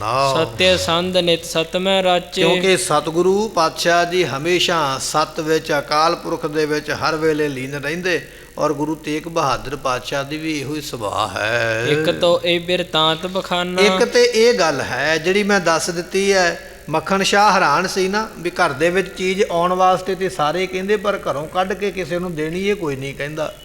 ਮੱਖਣ ਸ਼ਾਹ ਹੈਰਾਨ ਸੀ ਵੀ ਮੈਂ ਤੇ ਲੜ ਕੇ ਡਰਾ ਕੇ ਸਮਾਨ ਲੈ ਕੇ ਆਇਆ, ਇਹ ਕਹਿੰਦੇ ਵੀ ਵਾਪਸ ਛੱਡਿਆ ਉਹਨਾਂ ਦੇ ਘਰ। ਬੜਾ ਹੈਰਾਨ ਹੈ। ਮਾਤਾ ਜੀ ਕਹਿਣ ਲੱਗੇ ਮੱਖਣ ਸ਼ਾਹ ਇੱਕ ਕਾਰਨ ਇਹ ਹੈ ਇਹਨਾਂ ਦਾ ਵੀ ਗੁਰੂ ਹਰਗੋਬਿੰਦ ਪਾਤਸ਼ਾਹ ਦੇ ਬਚਨ ਸਨ ਵੀ ਇਹ ਮੋਹ ਤੋਂ ਰਹਿਤ ਹੋਣਗੇ, ਪਰ ਦੂਜਾ ਕਾਰਨ ਇੱਕ ਹੋਰ ਵੀ ਹੈ, ਉਹ ਵੀ ਮੈਂ ਤੈਨੂੰ ਦੱਸ ਦਿੰਦੀ ਹਾਂ। ਦੁੱਤੇ ਕਉ ਮੱਖਣ ਸੁਨ ਕਾਨਾ, ਇਹ ਮੱਖਣ ਸ਼ਾਹ ਦੂਜਾ ਬਚਨ ਕੀ ਹੈ, ਰਾਜ ਕੀ ਹੈ ਦੂਜਾ, ਉਹ ਵੀ ਤੈਨੂੰ ਦੱਸਣ ਲੱਗੀ, ਧਿਆਨ ਦੇ ਨਾਲ ਸੁਣਨਾ ਕਰ। ਅੰਤ ਸਮੇਂ ਮੈਂ ਤਿਸ ਕਾਲ, ਕਹਿਣ ਲੱਗੇ ਵੀ ਜਦੋਂ ਅੰਤ ਸਮੇਂ ਦੁਨੀਆ ਤੋਂ ਜਾਣਾ ਹੈ ਤੇ ਉਸ ਵੇਲੇ ਨਿਜ ਦੇਸ਼ ਤੇ ਹੋਏ ਦੀਨ ਬਸਾਰ, ਤੇ ਜਦੋਂ ਮੈਂ ਵੇਖਿਆ ਵੀ ਮੈਂ ਸਤਿਗੁਰੂ ਪਾਤਸ਼ਾਹ ਜੀ ਗੁਰੂ ਹਰਗੋਬਿੰਦ ਪਾਤਸ਼ਾਹ ਜੀ ਸੱਚਖੰਡ ਨੂੰ ਜਾਣ ਲੱਗੇ, ਤੇ ਮੈਂ ਬੜੀ ਦੀਨਤਾ ਦੇ ਨਾਲ, ਬੜੀ ਗਰੀਬੀ ਦੇ ਨਾਲ, ਬੜੇ ਤਰਲੇ ਦੇ ਨਾਲ ਉਸ ਵੇਲੇ ਬੇਨਤੀ ਕੀਤੀ ਹੈ। ਹੱਥ ਜੋੜ ਕਰ ਆਗੇ ਖਰੀ। ਮੈਂ ਗੁਰੂ ਹਰਗੋਬਿੰਦ ਪਾਤਸ਼ਾਹ ਮਹਾਰਾਜ ਜੀਆਂ ਦੇ ਸਾਹਮਣੇ ਖੜ ਗਈ। ਜਦੋਂ ਮਹਾਰਾਜ ਨੇ ਸੰਗਤ ਨੂੰ ਆਖਿਆ ਨਾ ਵੀ ਹੁਣ ਗੁਰਤਾ ਗੱਦੀ 7ਵੇਂ ਰੂਪ ਦੇ ਵਿੱਚ ਗੁਰੂ ਹਰਿਰਾਏ ਸਾਹਿਬ ਦੇ ਕੋਲ ਤੇ ਅਸੀਂ ਸੱਚਖੰਡ ਨੂੰ ਚੱਲੇ ਆ, ਜਦੋਂ ਬਚਨ ਮਾਤਾ ਨਾਨਕੀ ਜੀ ਕਹਿੰਦੇ ਮੈਂ ਸੁਣੇ ਤੇ ਮੈਂ ਫਿਰ ਗੁਰੂ ਹਰਗੋਬਿੰਦ ਪਾਤਸ਼ਾਹ ਦੇ ਸਾਹਮਣੇ ਉਸ ਵੇਲੇ ਹੱਥ ਜੋੜੇ ਹਨ। ਖਰੀ ਰੀਤ ਮੈਂ ਬਿਨਤੀ ਕਰੀ। ਤੇ ਮੈਂ ਖਲੋਤਿਆਂ ਹੀ ਮਹਾਰਾਜ ਦੇ ਸਾਹਮਣੇ ਖਲੋਤਿਆਂ ਹੀ ਮਾਤਾ ਨਾਨਕੀ ਜੀ ਕਹਿੰਦੇ ਫਿਰ ਮੈਂ ਬੇਨਤੀ ਕੀਤੀ ਹੈ। ਕਰੀ ਸੁੰਡ ਜੈਸੇ ਪੁਜ ਦੰਡ। ਤੇ ਉਸ ਵੇਲੇ ਕਰੀ ਸੁੰਡ ਸਤਿਗੁਰੂ ਪਾਤਸ਼ਾਹ ਮਹਾਰਾਜ ਜੀਆਂ ਨੇ ਉਸ ਵੇਲੇ ਕਹਿਣ ਲੱਗੇ ਵੀ ਜਿਵੇਂ ਹਾਥੀ ਹੈ ਤੇ ਹਾਥੀ ਦੀ ਸੁੰਡ ਹੈ, ਕਹਿੰਦੇ ਉਹਦੇ ਵਾਂਗ ਦੰਡ ਜੋ ਦੇਤ 76 ਗਨ ਖੰਡ। ਤੇ ਸਤਿਗੁਰੂ ਪਾਤਸ਼ਾਹ ਜੀ ਮਹਾਰਾਜ ਦੀਆਂ ਬਾਹਾਂ ਜਿਹੜੀਆਂ ਨੇ ਹਾਥੀ ਦੀ ਸੁੰਡ ਵਾਂਗ ਬਲ ਵਾਲੀਆਂ ਨੇ, ਜਿਹੜੀਆਂ ਦੁਸ਼ਟਾਂ ਨੂੰ ਨਾਸ ਕਰਦੀਆਂ ਨੇ, ਦੁਸ਼ਟਾਂ ਨੂੰ ਡੰਡ ਦਿੰਦੀਆਂ ਨੇ। ਐਸੇ ਸਤਿਗੁਰਾਂ ਦੇ ਸਾਹਮਣੇ ਮੈਂ ਹੱਥ ਜੋੜੇ। ਇਹ ਪ੍ਰਭ ਮੋਏ ਗਤੀ ਕਿਆ ਹੋਏ। ਸਤਿਗੁਰੂ ਪਾਤਸ਼ਾਹ ਜੀ ਮੇਰਾ ਕੀ ਬਣੇਗਾ? ਪੁੱਤਰ ਦੇ ਬਾਰੇ ਤੇ ਦੱਸਿਆ ਵੀ ਇਹ ਆਉਣ ਵਾਲੇ ਸਮੇਂ ਵਿੱਚ ਧਰਮ ਦੀ ਰੱਖਿਆ ਕਰਨਗੇ, ਇਹਨਾਂ ਦੇ ਘਰ ਵਿੱਚ ਵੀ ਪੁੱਤਰ ਹੋਵੇਗਾ, ਉਹ ਬੜਾ ਸੂਰਮਾ ਹੋਵੇਗਾ। ਪਰ ਮਹਾਰਾਜ ਮੇਰੇ ਬਾਰੇ ਨਹੀਂ ਦੱਸਿਆ। ਆਪ ਤੇ ਸੱਚਖੰਡ ਨੂੰ ਚੱਲੇ ਹੋ, ਮੇਰਾ ਕੀ ਬਣੇਗਾ ਤੁਹਾਡੇ ਮਗਰੋਂ, ਮੈਂ ਕੀ ਕਰਾਂ, ਉਹਦੇ ਬਾਰੇ ਆਪ ਜੀ ਨੇ ਦੱਸਿਆ ਨਹੀਂ। ਕਿਰਪਾ ਕਰਕੇ ਦੱਸਣਾ ਕਰੋ। ਮਮ ਸੁਤ ਲਖੈ ਬਿਹਾਰ ਨਾ ਕੋਏ। ਮੈਂ ਫਿਰ ਪੁੱਛਿਆ ਮਹਾਰਾਜ ਤੁਸੀਂ ਆਖਦੇ ਹੋ ਤੇ ਧਰਮ ਦੀ ਰੱਖਿਆ ਕਰੇਗਾ, ਇਹ ਬੜੇ ਬੜੇ ਕਾਰਨਾਮੇ ਕਰੇਗਾ, ਠੀਕ ਹੈ ਕਰੇਗਾ, ਪਰ ਇਹਨੂੰ ਤੇ ਕੁਝ ਨਹੀਂ ਆਉਂਦਾ ਦੁਨੀਆਦਾਰੀ ਬਾਰੇ, ਨਾ ਕਿਸੇ ਨਾਲ ਬੋਲਣਾ, ਨਾ ਗੱਲ ਕਰਨੀ, ਨਾ ਬੈਠਣਾ, ਨਾ ਸੰਸਾਰ ਦਾ ਕੋਈ ਕਾਰ ਵਿਹਾਰ। ਜਦੋਂ ਇਹਨਾਂ ਨੂੰ ਆਉਂਦਾ ਹੀ ਕੁਝ ਨਹੀਂ ਹੈ ਤੇ ਮਹਾਰਾਜ ਫਿਰ ਇਹ ਕਰਨਗੇ ਕਿਵੇਂ? ਤੁਸੀਂ ਆਖਦੇ ਹੋ ਵੀ ਇਹਨਾਂ ਨੇ ਧਰਮ ਦੀ ਰੱਖਿਆ ਕਰਨੀ ਹੈ, ਇਹਨਾਂ ਦਾ ਪੁੱਤਰ ਬੜਾ ਬਲਸ਼ਾਲੀ ਹੋਣਾ, ਪਰ ਇਹਨਾਂ ਨੂੰ ਦੁਨੀਆਦਾਰੀ ਬਾਰੇ ਪਤਾ ਨਹੀਂ ਹੈ। ਆਪ ਬਿਨਾ ਕੋ ਹਮਰੋ ਨਾਥ। ਮਹਾਰਾਜ ਤੁਸੀਂ ਚੱਲੇ ਹੋ ਸੱਚਖੰਡ ਨੂੰ, ਗੁਰਤਾ ਗੱਦੀ ਪੋਤਰੇ ਨੂੰ ਦੇ ਚੱਲੇ ਹੋ, ਤੇ ਪਾਤਸ਼ਾਹ ਤੁਹਾਡੇ ਬਿਨਾ ਫਿਰ ਸਾਡਾ ਕੌਣ ਹੈ? ਅਸੀਂ ਕੀ ਕਰਾਂਗੇ? ਜਿਨ ਕੇ ਪੱਖੀ ਕੋਏ ਨਾ ਸਾਥ। ਮਹਾਰਾਜ ਸਾਡਾ ਤੇ ਕੋਈ ਪੱਖੀ ਰਹਿ ਹੀ ਨਹੀਂ ਜਾਣਾ, ਤੁਸੀਂ ਹੋ ਸਾਡਾ ਆਸਰਾ। ਤੁਸੀਂ ਸੱਚਖੰਡ ਚਲੇ ਗਏ, ਸਾਡਾ ਮਗਰੋਂ ਆਸਰਾ ਕੌਣ ਹੈ? ਕਿਸ ਕੇ ਹਮ ਅਲੰਬ ਹੋਏ ਜੀਵ। ਮਹਾਰਾਜ ਅਸੀਂ ਕਿਹਦੇ ਆਸਰੇ ਜੀਵਾਂਗੇ? ਸਾਨੂੰ ਦੱਸ ਜਾਓ ਨਾ। ਸਾਡੇ ਕੋਲ ਧਨ ਵੀ ਨਹੀਂ, ਜਾਇਦਾਦ ਵੀ ਨਹੀਂ, ਸਾਡੇ ਕੋਲ ਘਰ ਵੀ ਨਹੀਂ, ਮਹਾਰਾਜ ਤੁਹਾਡੇ ਤੋਂ ਮਗਰੋਂ ਗੁਜ਼ਾਰਾ ਕਿਵੇਂ ਹੋਣਾ ਹੈ? ਜਬ ਨਿਰਾਸਰੇ ਤੁਮ ਤੇ ਥੀਵ। ਮਹਾਰਾਜ ਜਦੋਂ ਤੁਸੀਂ ਸੱਚਖੰਡ ਚਲੇ ਗਏ ਪਤੀ ਦੇਵ ਜੀ, ਸਾਨੂੰ ਆਸਰਾ ਫਿਰ ਕਿਹਦਾ ਹੈ? ਅਸੀਂ ਕਿਵੇਂ ਰਵਾਂਗੇ? ਇਹ ਮਾਤਾ ਨਾਨਕੀ ਜੀ ਨੇ ਆਖਿਆ ਹੈ। ਗੁਰ ਦਿੱਤੇ ਕੇ ਸੁਤ ਹਰ ਰਾਏ। ਕਿਉਂਕਿ ਗੁਰਤਾ ਗੱਦੀ ਜਿਹੜੀ ਹੈ ਬਾਬਾ ਗੁਰਦਿੱਤਾ ਜੀਆਂ ਦੇ ਪੁੱਤਰ ਗੁਰੂ ਹਰਿਰਾਏ ਸਾਹਿਬ ਜੀਆਂ ਨੂੰ ਤੁਸੀਂ ਬਖਸ਼ਿਸ਼ ਕੀਤੀ ਹੈ। ਗੁਰ ਗਾਦੀ ਪਰ ਦਇ ਟਿਕਾਏ। ਤੇ ਤੁਸੀਂ ਉਹਨਾਂ ਨੂੰ ਗੁਰਤਾ ਗੱਦੀ ਤੇ ਬਿਠਾਇਆ। ਹੁਣ ਭਤੀਜਾ ਚਾਚੇ ਦੀ ਸਾਰ ਲਵੇ ਕਿ ਨਾ ਲਵੇ ਕੌਣ ਜਾਣਦਾ ਹੈ? ਗੁਰੂ ਹਰਿਰਾਏ ਸਾਹਿਬ ਜੀ ਆਪਣੇ ਚਾਚੇ ਗੁਰੂ ਤੇਗ ਬਹਾਦਰ ਪਾਤਸ਼ਾਹ ਦੀ ਸਾਰ ਲੈਣਗੇ ਕਿ ਨਹੀਂ ਲੈਣਗੇ? ਆਪਸ ਵਿੱਚ ਬਾਅਦ ਵਿੱਚ ਮਿਲਣ ਵਰਤਣਗੇ ਕਿ ਨਹੀਂ ਵਰਤਣਗੇ, ਕਿ ਸ਼ਰੀਕਾ ਕਰਨਗੇ? ਇਹ ਕੋਈ ਜਾਣਦਾ ਨਹੀਂ ਹੈ। ਪੁੱਤਰ ਸਰਲ ਕੀ ਮੈਂ ਹਾਂ ਮਾਤਾ। ਤੇ ਮਹਾਰਾਜ ਮੇਰਾ ਪੁੱਤਰ ਵੀ ਸਿੱਧਾ ਤੇ ਮੈਂ ਇਹਦੀ ਮਾਂ ਹਾਂ, ਇੱਕੋ ਇੱਕ ਹੀ ਮੇਰਾ ਪੁੱਤਰ ਹੈ, ਇਹਦਾ ਹੀ ਮੈਨੂੰ ਆਸਰਾ, ਪਰ ਇਹਨੂੰ ਤੇ ਦੁਨੀਆ ਦੇ ਕੰਮ ਕਾਰ ਕਰਨੇ ਨਹੀਂ ਆਉਂਦੇ, ਤੇ ਫਿਰ ਕੀ ਬਣਨਾ ਹੈ? ਜਿਸ ਵਿਵਹਾਰ ਕਛੂ ਨ ਜਾਤਾ। ਇਹਨੇ ਕੋਈ ਦੁਨੀਆ ਦਾ ਕੰਮ ਕਰਨਾ ਜਾਣਿਆ ਹੀ ਨਹੀਂ, ਨਾ ਸੰਗਤ ਨੂੰ ਮਿਲਦਾ, ਨਾ ਗੱਲ ਕਰਦਾ, ਹਮੇਸ਼ਾ ਹਰ ਵੇਲੇ ਸਿਮਰਨ ਵਿੱਚ ਰਹਿੰਦਾ, ਬੰਦਗੀ ਵਿੱਚ ਰਹਿੰਦਾ ਹੈ। ਐਸਾ ਇਹਨਾਂ ਦਾ ਸਿੱਧਾ ਸੁਭਾਅ ਹੈ। ਰਾਵਰ ਅਬ ਬਿਕੁੰਠ ਚੈ ਜਾਣੇ। ਸਤਿਗੁਰੂ ਜੀ ਆਪ ਜੀ ਤੇ ਸੱਚਖੰਡ ਨੂੰ ਚੱਲੇ ਹੋ।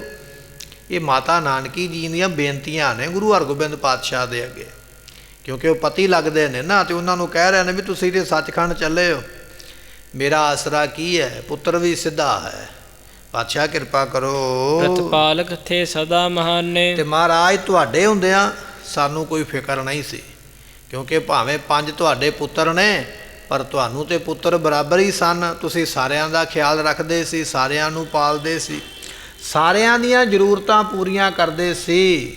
ਪਰ ਅੱਜ ਤੁਹਾਡੇ ਜਾਣ ਕਰਕੇ ਇਹਨਾਂ ਪੁੱਤਰਾਂ ਦੇ ਵਿੱਚ ਵੰਡੀ ਪੈ ਜਾਣੀ ਹੈ, ਵਖਰੇਵਾਂ ਪੈ ਜਾਣਾ, ਸਰੀਕਾ ਵੱਧ ਜਾਣਾ।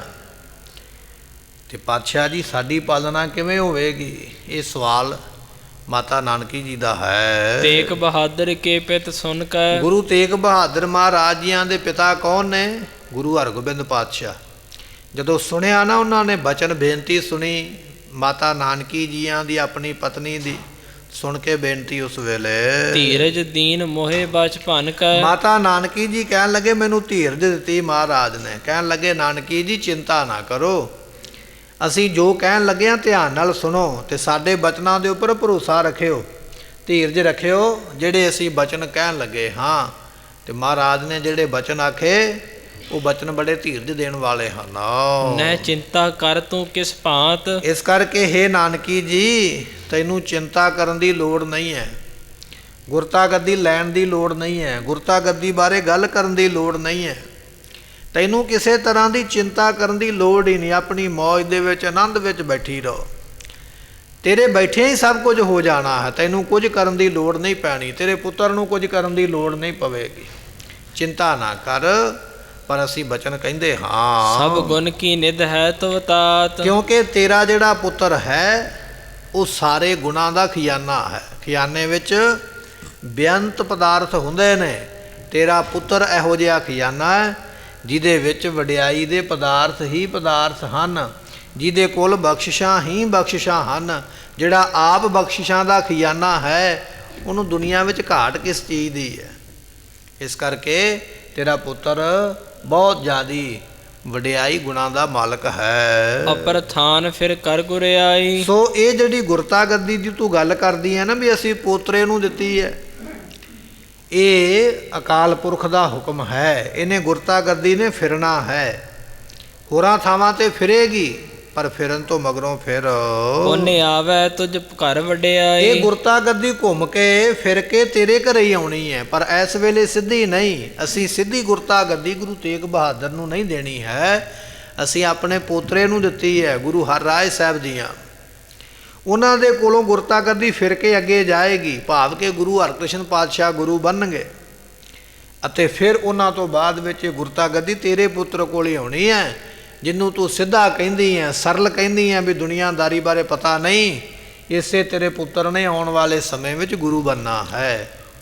ਇਹ ਬਚਨ ਗੁਰੂ ਹਰਗੋਬਿੰਦ ਪਾਤਸ਼ਾਹ ਨੇ ਕੀਰਤਪੁਰ ਸਾਹਿਬ ਦੀ ਧਰਤੀ ਤੇ, ਅਨੰਦਪੁਰ ਸਾਹਿਬ ਦੇ ਨੇੜੇ ਸ਼ਹਿਰ ਹੈ ਕੀਰਤਪੁਰ ਸਾਹਿਬ, ਇਸ ਧਰਤੀ ਦੇ ਉੱਪਰ ਗੁਰੂ ਹਰਗੋਬਿੰਦ ਪਾਤਸ਼ਾਹ ਨੇ ਇਹ ਬਚਨ ਬੀਬੀ ਮਾਤਾ ਨਾਨਕੀ ਜੀਆਂ ਨੂੰ ਕਹੇ ਸਨ ਕਿ ਤੇਰੇ ਪੁੱਤਰ ਨੇ ਗੁਰੂ ਬਣਨਾ ਹੈ। ਸਭ ਹੀ ਨਮੈ ਤੋਹੇ ਢਿਗਿਆਏ। ਤੇ ਜਦੋਂ ਤੇਰਾ ਪੁੱਤਰ ਗੁਰਤਾ ਗੱਦੀ ਤੇ ਬੈਠੇਗਾ ਪੂਰੀ ਲੁਕਾਈ ਇਹਨਾਂ ਦੇ ਅੱਗੇ ਝੁਕੇਗੀ ਔਰ ਪੂਰੀ ਲੁਕਾਈ ਸਿੱਖ ਜਗਤ ਤੈਨੂੰ ਵੀ ਮੱਥਾ ਟੇਕੇਗਾ, ਤੁਹਾਡੇ ਚਰਨਾਂ ਤੇ ਨਮਸਕਾਰਾਂ ਕਰੇਗਾ। ਕੋਈ ਨਾ ਕਰ ਸਕ ਹੈ ਸਮਤਾਏ। ਤੁਹਾਡੀ ਬਰਾਬਰੀ ਕੋਈ ਨਹੀਂ ਕਰ ਸਕੇਗਾ। ਮਾਤਾ ਨਾਨਕੀ ਜੀਆਂ ਦੀ ਚਿੰਤਾ ਸੀ ਵੀ ਸਾਡਾ ਕੀ ਬਣੇਗਾ, ਖਰਚਾ ਕਿਵੇਂ ਚੱਲੇਗਾ, ਪਰਿਵਾਰ ਕਿਵੇਂ ਚੱਲੇਗਾ, ਦੁਨੀਆਦਾਰੀ ਬਾਰੇ ਅਸੀਂ ਕੀ ਕਰਾਂਗੇ।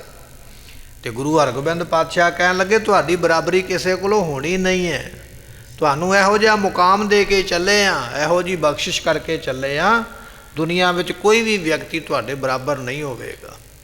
ਜੇ ਕੋਈ ਯਤਨ ਵੀ ਕਰੇਗਾ ਤਾਂ ਵੀ ਬਰਾਬਰ ਨਹੀਂ ਹੋ ਸਕੇਗਾ। ਇਹ ਬਚਨ ਮਾਤਾ ਨਾਨਕੀ ਜੀ ਦੱਸਦੇ ਪਏ ਵੀ ਮੇਰੇ ਪਤੀ ਨੇ ਮੇਰੇ ਨਾਲ ਇਹ ਬਚਨ ਕੀਤੇ ਹਨ। ਨਿੰਦਕ ਮਤਸਰ ਕਰ ਪਛਤਾਵਹਿ। ਜਿਹੜੇ ਨਿੰਦਕ ਨੇ ਉਹ ਈਰਖਾ ਜ਼ਰੂਰ ਤੁਹਾਡੇ ਨਾਲ ਕਰਨਗੇ, ਈਰਖਾ ਤੇ ਹੁੰਦੀ ਰਹੇਗੀ ਪਰ ਉਹਨਾਂ ਨੂੰ ਪਛਤਾਵਾ ਹੀ ਮਿਲੇਗਾ, ਹੋਰ ਕੁਝ ਨਹੀਂ ਮਿਲਣਾ। ਇਹ ਬਚਨ ਗੁਰੂ ਅਮਰਦਾਸ ਪਾਤਸ਼ਾਹ ਨੇ ਵੀ ਕੀਤੇ ਸਨ। ਜਦੋਂ ਬੀਬੀ ਭਾਨੀ ਜੀਆਂ ਨੇ ਆਖਿਆ ਸੀ ਮਹਾਰਾਜ ਗੁਰਤਾ ਗੱਦੀ ਮੇਰੀ ਕੁੱਲ ਵਿੱਚ ਰਵੇ, ਮੇਰੇ ਖਾਨਦਾਨ ਵਿੱਚ ਰਵੇ, ਤੇ ਗੁਰੂ ਅਮਰਦਾਸ ਪਾਤਸ਼ਾਹ ਨੇ ਆਖਿਆ ਸੀ ਚੱਲਦੇ ਪਾਣੀ ਦੇ ਅੱਗੇ ਤੁਸੀਂ ਬੰਨ੍ਹ ਲਾਇਆ ਹੈ, ਰੋਕਿਆ ਹੈ, ਬਚਨ ਮੰਨਦੇ ਹਾਂ ਗੁਰਤਾ ਗੱਦੀ ਤੁਹਾਡੇ ਘਰ ਹੀ ਰਵੇਗੀ, ਤੁਹਾਡੇ ਖਾਨਦਾਨ ਵਿੱਚ ਰਵੇਗੀ, ਪਰ ਝਗੜਾ ਤੇ ਕਲੇਸ਼ ਬਣਿਆ ਰਹੇਗਾ। ਉਹੀ ਬਚਨ ਗੁਰੂ ਹਰਗੋਬਿੰਦ ਪਾਤਸ਼ਾਹ ਨੇ ਕੀਤੇ। ਕਹਿਣ ਲੱਗੇ ਪੁੱਤਰ ਤੁਹਾਡਾ ਗੁਰਤਾ ਗੱਦੀ ਤੇ ਬੈਠੇਗਾ ਜ਼ਰੂਰ, ਤੁਹਾਡੇ ਨਾਲ ਲੋਕ ਈਰਖਾ ਵੀ ਕਰਨਗੇ, ਤੁਹਾਡੇ ਨਾਲ ਲੋਕ ਝਗੜਾ ਵੀ ਕਰਨਗੇ ਬੜਾ ਕੁਝ, ਪਰ ਤੁਹਾਡਾ ਕੁਝ ਵਿਗਾੜ ਨਹੀਂ ਸਕਣਗੇ। ਸੋ ਬਚਨ ਹੈ ਕਹਿਣ ਲੱਗੇ ਕਿ ਨਿੰਦਕ ਮਤਸਰ ਕਰ ਪਛਤਾਵੈ। ਨਿੰਦਕ ਜਿਹੜੇ ਨੇ ਨਿੰਦਿਆ ਵੀ ਤੁਹਾਡੀ ਕਰਨਗੇ ਵੀ ਗੁਰੂ ਤੇਗ ਬਹਾਦਰ ਬੜੇ ਮਾੜੇ, ਪਰ ਉਹਨਾਂ ਦੇ ਹੱਥ ਕੁਝ ਨਹੀਂ ਆਉਣਾ। ਈਰਖਾ ਕਰਨ ਵਾਲੇ ਈਰਖਾ ਵੀ ਕਰਨਗੇ ਵੀ ਇਹਨਾਂ ਨੂੰ ਕੱਢ ਹੀ ਦਿਓ। ਤੇ ਵਾਕਿਆ ਹੀ ਬਾਬੇ ਬਕਾਲੇ ਦੀ ਧਰਤੀ ਤੋਂ ਧੀਰ ਮੱਲ ਕੱਢ ਕੇ ਹੀ ਹਟਿਆ ਗੁਰੂ ਤੇਗ ਬਹਾਦਰ ਪਾਤਸ਼ਾਹ ਨੂੰ, ਤੇ ਸਤਿਗੁਰੂ ਫਿਰ ਇੱਥੋਂ ਚਲੇ ਗਏ ਅਨੰਦਪੁਰ ਸਾਹਿਬ ਦੀ ਧਰਤੀ ਤੇ। ਅਸੀਂ ਕੀ ਲੈਣਾ ਝਗੜੇ ਤੋਂ, ਨਾ ਇੱਥੇ ਰਹੀਏ ਨਾ ਝਗੜਾ ਪਵੇ। ਤੇ ਜਿੱਧਰ ਨੂੰ ਗੁਰੂ ਪਾਤਸ਼ਾਹ ਨੇ ਜਾਣਾ, ਸੰਗਤ ਵੀ ਤੇ ਉਧਰ ਹੀ ਜਾਵੇਗੀ ਨਾ। ਇਕੱਲਾ ਹੀ ਰਹਿ ਗਿਆ ਧੀਰਮਲ ਬਕਾਲੇ ਦੀ ਧਰਤੀ ਤੇ, ਕੋਈ ਨਾ ਆਇਆ ਇਹਨੂੰ ਮਿਲਣ। ਸੋ ਗੁਰੂ ਹਰਗੋਬਿੰਦ ਪਾਤਸ਼ਾਹ ਕਹਿੰਦੇ ਜਿਹੜੇ ਤੁਹਾਡੇ ਨਾਲ ਈਰਖਾ ਕਰਨਗੇ, ਤੁਹਾਡੀ ਨਿੰਦਿਆ ਕਰਨਗੇ, ਉਹ ਪਛਤਾਵਣਗੇ ਹੀ, ਉਹਨਾਂ ਦੇ ਕੋਲ ਕੁਝ ਨਹੀਂ ਹੋਣਾ ਹੈ। ਜੋ ਪੂਜੈ ਸਭ ਬਾਸ਼ਤ ਪਾਵੇ, ਜਿਹੜਾ ਤੁਹਾਡੀ ਪੂਜਾ ਕਰੇਗਾ, ਤੁਹਾਡੇ ਪੁੱਤਰ ਦੀ ਪੂਜਾ ਕਰੇਗਾ, ਉਹ ਮਨ ਬਾਸ਼ਤ ਫਲ ਪ੍ਰਾਪਤ ਕਰੇਗਾ। ਤੇਗ ਬਹਾਦਰ ਸਿਮਰਿਆ ਘਰ ਨੌ ਨਿਧ ਆਵੈ ਧਾਏ, ਸਭ ਥਾਈ ਹੋਏ ਸਹਾਏ। ਗੁਰੂ ਤੇਗ ਬਹਾਦਰ ਪਾਤਸ਼ਾਹ ਦਾ ਨਾਮ ਹੀ ਐਸਾ ਹੈ, ਜਿਹੜੇ ਲੈਣਗੇ ਉਹਨਾਂ ਦੇ ਘਰ ਵਿੱਚ ਰਿੱਧੀਆਂ ਸਿੱਧੀਆਂ ਭੱਜੀਆਂ ਆਉਣਗੀਆਂ, ਦੌੜ ਕੇ ਟਾਈਮ ਨਹੀਂ ਲਾਉਣਗੀਆਂ। ਦੁਨੀਆ ਦਾ ਕੋਈ ਪਦਾਰਥ ਚਾਹੀਦਾ, ਗੁਰੂ ਤੇਗ ਬਹਾਦਰ ਪਾਤਸ਼ਾਹ ਦੇ ਨਾਮ ਦਾ ਹੀ ਸਿਮਰਨ ਕਰਿਆ ਕਰ। ਤੇ ਇਹੋ ਜੀ ਕੋਈ ਵਸਤੂ ਨੂੰ ਜਿਹੜੀ ਤੈਨੂੰ ਨਾ ਪ੍ਰਾਪਤ ਹੋਵੇ, ਕਿਉਂਕਿ ਦਸਵੇਂ ਪਾਤਸ਼ਾਹ ਦੇ ਆਪਣੇ ਬਚਨ ਨੇ, ਘਰ ਨੌ ਨਿਧ ਆਵੈ ਧਾਏ। ਇਹ ਬਚਨ ਮਹਾਰਾਜ ਦੇ ਮੁਖ ਦੇ ਨੇ, ਦਸਵੇਂ ਪਾਤਸ਼ਾਹ ਦੇ। ਤੇ ਜਿਨ੍ਹਾਂ ਨੇ ਭਾਈ ਐਸਾ ਸਿਮਰਨ ਕੀਤਾ ਹੈ, ਉਹਨਾਂ ਨੂੰ ਪ੍ਰਾਪਤੀਆਂ ਹੋਈਆਂ ਨੇ। ਸੋ ਜੋ ਪੂਜੈ ਸਭ ਬਾਸ਼ਤ ਪਾਵੈ, ਜਿਹੜੇ ਪੂਜਣਗੇ ਗੁਰੂ ਤੇਗ ਬਹਾਦਰ ਨੂੰ ਮਨ ਇੱਛਤ ਫਲ ਪਾਉਂਦੇ ਹਨ। ਇਸ ਪ੍ਰਕਾਰ ਕੈ ਮੁਝਹਰ ਖਾਵਾ। ਮਾਤਾ ਨਾਨਕੀ ਜੀ ਇਹ ਬਚਨ ਮੱਖਣ ਸ਼ਾਹ ਲੁਬਾਣੇ ਨੂੰ ਔਰ ਜਿੰਨੀਆਂ ਸੰਗਤਾਂ ਬੈਠੀਆਂ ਨੇ ਗੁਰੂ ਤੇਗ ਬਹਾਦਰ ਪਾਤਸ਼ਾਹ ਦੇ ਕੋਲ ਬਾਬਾ ਬਕਾਲਾ ਸਾਹਿਬ ਦੀ ਧਰਤੀ ਤੇ, ਉਹਨਾਂ ਸਾਰਿਆਂ ਨੂੰ ਸਰਵਣ ਕਰਵਾ ਰਿਹਾ ਵੀ ਸੰਗਤ ਜੀ ਇਹਨਾਂ ਗੱਲਾਂ ਦਾ ਤੁਹਾਨੂੰ ਨਹੀਂ ਪਤਾ, ਪਰ ਇਹ ਬਚਨ ਜਿਹੜੇ ਅੱਜ ਪੂਰੇ ਹੋਏ ਨੇ, ਇਹ ਗੁਰੂ ਹਰਗੋਬਿੰਦ ਪਾਤਸ਼ਾਹ ਨੇ ਕਈ ਸਾਲ ਪਹਿਲਾਂ ਮੈਨੂੰ ਕਹਿ ਦਿੱਤੇ ਸਨ, ਜਦੋਂ ਮੈਂ ਬੇਨਤੀ ਕੀਤੀ ਸੀ ਮਹਾਰਾਜ ਕੀ ਬਣੇਗਾ ਮਗਰੋਂ। ਇਹ ਬਚਨ ਮਾਤਾ ਜੀ ਸਾਰੀ ਸੰਗਤ ਨੂੰ ਦੱਸਦੇ ਪਏ। ਹੋਰ ਕਿਹੜੇ ਕਿਹੜੇ ਬਚਨ ਗੁਰੂ ਹਰਗੋਬਿੰਦ ਪਾਤਸ਼ਾਹ ਨੇ ਕੀਤੇ ਆਉਣ ਵਾਲੇ ਸਮੇਂ ਬਾਰੇ, ਇਹ ਆਪਾਂ ਕੱਲ੍ਹ ਦੇ ਦੀਵਾਨ ਵਿੱਚ ਸਰਵਣ ਕਰਾਂਗੇ। ਅੱਜ ਧੰਨ ਗੁਰੂ ਗੋਬਿੰਦ ਸਿੰਘ ਮਹਾਰਾਜ ਜੀ ਜੋਤੀ ਜੋਤ ਸਮਾਏ ਨੇ ਸੱਚਖੰਡ ਸ੍ਰੀ ਹਜ਼ੂਰ ਸਾਹਿਬ ਵਿਖੇ। ਮਹਾਰਾਜ ਸਭ ਜਦੋਂ ਪਹੁੰਚੇ ਨੇ ਅਬਚਲ ਨਗਰ ਦੀ ਧਰਤੀ ਤੇ, ਬਹਾਦਰ ਸ਼ਾਹ ਬਾਦਸ਼ਾਹ ਨਾਲ ਹੈ, ਤੇ ਸਤਿਗੁਰਾਂ ਨੇ ਆਪਣਾ ਟਿਕਾਣਾ ਨਗੀਨਾ ਘਾਟ ਦੀ ਧਰਤੀ ਤੇ ਕੀਤਾ। ਅੱਜ ਵੀ ਨਗੀਨਾ ਘਾਟ ਗੁਰਦੁਆਰਾ ਆਪ ਸੰਗਤਾਂ ਦੇ ਦਰਸ਼ਨ ਵਾਸਤੇ ਹੈ। ਇੱਥੇ ਰਹਿ ਕੇ ਮਹਾਰਾਜ ਨੇ ਕਈ ਕੌਤਕ ਕੀਤੇ। ਜਿੱਥੇ ਅੱਜ ਲੰਗਰ ਸਾਹਿਬ ਗੁਰਦੁਆਰਾ ਲੰਗਰ ਚੱਲਦਾ, ਇੱਥੇ ਮਹਾਰਾਜ ਦਾ ਲੰਗਰ ਭੰਡਾਰਾ ਪ੍ਰਸ਼ਾਦਾ ਵੀ ਤਿਆਰ ਹੋਇਆ ਕਰਦਾ। ਸਮਾਂ ਬਤੀਤ ਹੁੰਦਾ ਗਿਆ। ਸਤਿਗੁਰਾਂ ਨੇ ਇੱਕ ਵੇਲੇ ਫਿਰ ਬਚਨ ਕੀਤਾ, ਕਹਿਣ ਲੱਗੇ ਭਾਈ ਇਹ ਜਿਹੜੀ ਧਰਤੀ ਹੈ ਨਾ, ਇਹ ਬੜੀ ਕਰਮਾਂ ਵਾਲੀ ਹੈ। ਇਸ ਧਰਤੀ 'ਤੇ ਅਸੀਂ ਨਿਵਾਸ ਰੱਖਿਆ, ਬੜੇ ਬੜੇ ਸਿੱਧ ਪੁਰਸ਼ਾਂ ਨੇ, ਨਾਮ ਜਪਣ ਵਾਲੀਆਂ ਰੂਹਾਂ ਇੱਥੇ ਰਹਿੰਦੀਆਂ ਰਹੀਆਂ, ਤੇ ਅਸੀਂ ਉਹ ਸਥਾਨ ਹੁਣ ਪ੍ਰਗਟ ਕਰਨ ਲੱਗੇ ਹਾਂ ਜਿੱਥੇ ਅਸੀਂ ਆਪਣਾ ਸਰੀਰ ਛੱਡਣਾ ਹੈ। ਤੇ ਭਾਈ ਧਰਮ ਸਿੰਘ ਨੂੰ ਹੁਕਮ ਹੋਇਆ, ਮਹਾਰਾਜ ਨੇ ਨਗੀਨਾ ਘਾਟ ਦੀ ਧਰਤੀ ਤੋਂ ਗੁਰਦੁਆਰਾ ਸਾਹਿਬ ਤੋਂ ਤੀਰ ਚਲਾਇਆ। ਕਹਿਣ ਲੱਗੇ ਭਾਈ ਧਰਮ ਸਿੰਘ ਜਿੱਥੇ ਜਾ ਕੇ ਤੀਰ ਪ੍ਰਾਪਤ ਹੋਵੇ ਉਹ ਧਰਤੀ ਸਾਡਾ ਸੱਚਖੰਡ ਸਥਾਨ ਹੋਵੇਗੀ, ਉੱਥੇ ਸਾਡੀ ਚਿਖਾ ਤਿਆਰ ਕਰਨੀ ਹੈ। ਤੇ ਉਹ ਤੀਰ ਮਹਾਰਾਜ ਜੀਆਂ ਦਾ ਆ ਕੇ ਉਸ ਧਰਤੀ 'ਤੇ ਪ੍ਰਾਪਤ ਹੋਇਆ, ਜਿਸ ਨੂੰ ਅੱਜ ਆਪਾਂ ਸੱਚਖੰਡ ਸ੍ਰੀ ਹਜ਼ੂਰ ਸਾਹਿਬ ਆਖਦੇ ਹਾਂ, ਜਿੱਥੇ ਜਾ ਕੇ ਆਪਾਂ ਨਮਸਕਾਰ ਕਰਦੇ ਹਾਂ। ਭਾਈ ਦਇਆ ਸਿੰਘ ਨੇ ਉਸ ਵੇਲੇ ਬੇਨਤੀ ਕੀਤੀ, ਮਹਾਰਾਜ ਇਹ ਸਥਾਨ ਪ੍ਰਾਪਤ ਹੋਇਆ ਹੈ। ਤੇ ਉਸ ਵੇਲੇ ਕਹਿਣ ਲੱਗੇ ਉੱਥੋਂ ਦੇ ਲੋਕਾਂ ਨੇ ਕੋਈ ਝਗੜਾ ਵੀ ਕੀਤਾ, ਇਹ ਤਾਂ ਸਾਡੀ ਧਰਤੀ ਹੈ, ਸਾਡੇ ਕੋਲ ਹੈ, ਸਾਡਾ ਇਹ ਧਾਰਮਿਕ ਸਥਾਨ ਹੈ। ਪਰ ਦਸਵੇਂ ਪਾਤਸ਼ਾਹ ਕਹਿਣ ਲੱਗੇ ਨਹੀਂ, ਇਹ ਸਾਡਾ ਸਥਾਨ ਹੈ, ਅਸੀਂ ਨਿਵਾਸ ਰੱਖਦੇ ਹਾਂ।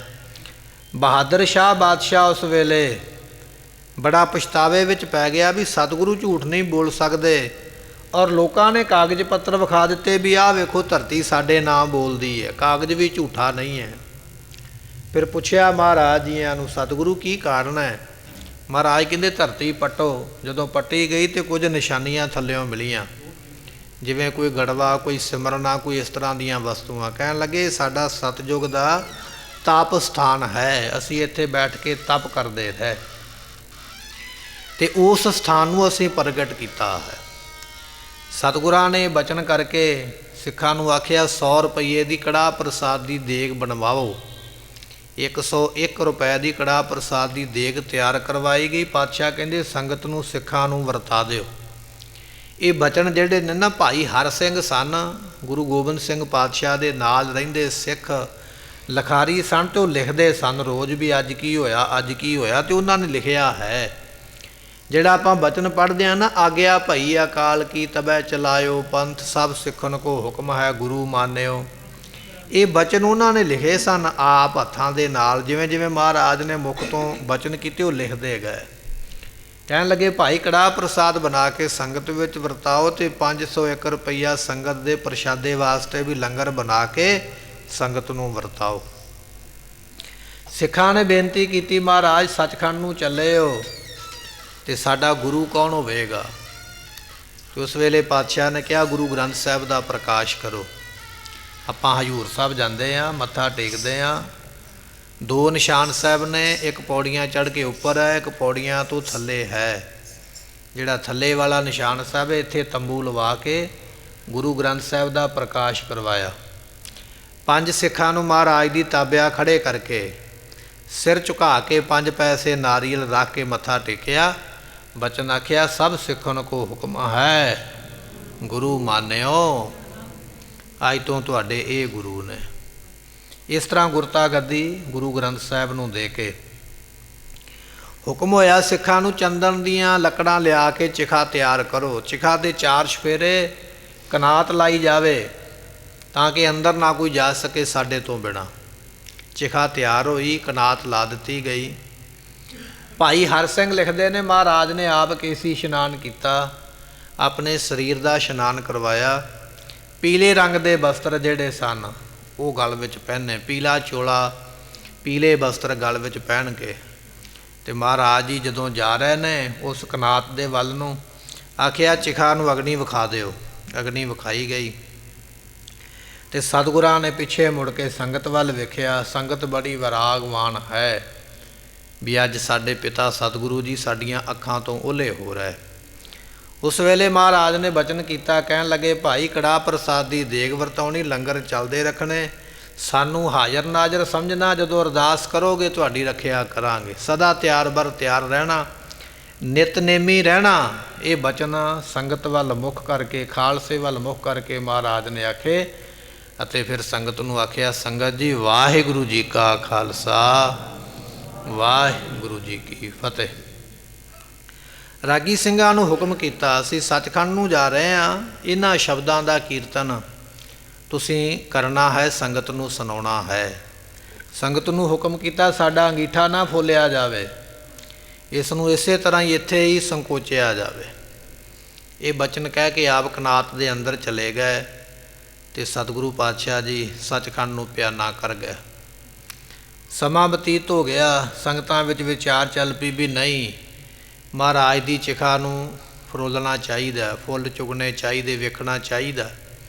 ਬਚਨ ਸੀ ਵੀ ਨਾ ਕੁਝ ਇਸ ਤਰ੍ਹਾਂ ਦਾ ਕੀਤਾ ਜਾਵੇ, ਪਰ ਕੁਝ ਸੰਗਤਾਂ ਜ਼ਿਆਦਾ ਵੈਰਾਗ ਕਰਦੀਆਂ। ਜਦੋਂ ਚਿਖਾ ਨੂੰ ਉਸ ਵੇਲੇ ਖੋਲ੍ਹਿਆ ਗਿਆ, ਉਹਦੇ ਵਿੱਚੋਂ ਸ਼ਸਤਰ ਮਹਾਰਾਜ ਦੇ ਜਿਹੜੇ ਗਲ ਪਾਉਣ ਵਾਲੇ ਸਨ, ਸ੍ਰੀ ਸਾਹਿਬ ਵਗੈਰਾ ਜਾਂ ਸਿਮਰਨਾ ਵਗੈਰਾ, ਇਹ ਵਸਤੂਆਂ ਪ੍ਰਾਪਤ ਹੋਈਆਂ। ਇਹਦੇ ਤੋਂ ਲਹਿਦਾ ਕੋਈ ਵਸਤੂ ਪ੍ਰਾਪਤ ਨਹੀਂ ਹੋਈ। ਫਿਰ ਉਸ ਨੂੰ ਉੱਥੇ ਹੀ ਥੜਾ ਬਣਾ ਕੇ ਉਹਦੇ ਵਿੱਚ ਹੀ ਸੰਕੋਚਿਆ ਗਿਆ, ਉਹਦੇ ਉੱਪਰ ਥੜਾ ਬਣਾਇਆ ਗਿਆ, ਉਹਦੇ ਉੱਪਰ ਹੋਰ ਇੱਕ ਕਮਰਾ ਬਣਾਇਆ ਗਿਆ ਜਿੱਥੇ ਆਪਾਂ ਅੱਜ ਦਰਸ਼ਨ ਕਰਦੇ ਹਾਂ ਹਜ਼ੂਰ ਸਾਹਿਬ ਦੇ, ਤਖਤ ਸਾਹਿਬ ਦੇ ਪੌੜੀਆਂ ਚੜ੍ਹ ਕੇ। ਅੰਦਰ ਸ਼ਸਤਰ ਸਜਾਏ ਹੋਏ ਨੇ, 4 ਦਰਵਾਜ਼ੇ ਖੁੱਲ੍ਹਦੇ ਸਵੇਰੇ ਅਤੇ ਸ਼ਾਮ ਆਪਾਂ ਵੇਖਦੇ ਹਾਂ। ਇਸ ਕਮਰੇ ਦੇ ਥੱਲੇ ਉਹ ਕਮਰਾ ਹੈ ਜਿੱਥੇ ਮਹਾਰਾਜ ਨੇ ਸਰੀਰ ਛੱਡਿਆ ਸੀ ਅਤੇ ਉੱਥੇ ਥੜਾ ਬਣਾਇਆ, ਉਹਦੇ ਉੱਪਰ ਕਮਰਾ ਬਣਾ ਕੇ, ਉਹਦੇ ਉੱਪਰ ਵੀ ਥੜਾ ਬਣਾ ਕੇ ਸ਼ਸਤਰ ਸਜਾਏ ਜਿੱਥੇ ਆਪਾਂ ਮੱਥਾ ਟੇਕਦੇ ਹਾਂ। ਪਰ ਇਹ ਦੂਜੀ ਮੰਜ਼ਲ ਹੈ, ਅਸਲੀ ਸਥਾਨ ਉਹਦੇ ਥੱਲੇ, ਪਹਿਲੀ ਮੰਜ਼ਲ ਦੇ ਥੱਲੇ ਹੈ।